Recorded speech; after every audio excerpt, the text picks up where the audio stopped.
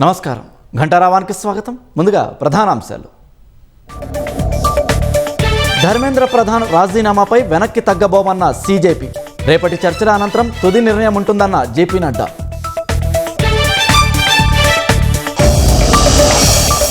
విద్యార్థుల డిమాండ్లలో తప్పు లేదన్న కాంగ్రెస్. విద్యా వ్యవస్థను ధర్మేంద్ర ప్రధాన్ నాశనం చేశారని ఆరోపణలు.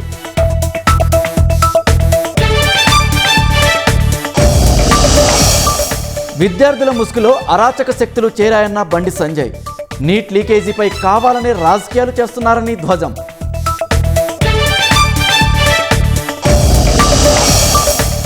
కేంద్ర కేబినెట్లో పలు కీలక నిర్ణయాలు వెల్లడించిన అశ్విని వైష్ణవ్.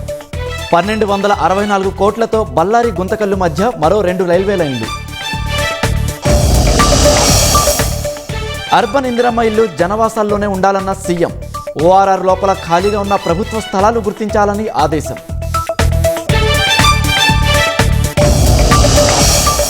హిమాచల్ ప్రదేశ్లోని చంబాలో ఘోర రోడ్డు ప్రమాదం. కారుపై కొండ చర్యలు విరిగిపడి 13 మంది దుర్మరణం.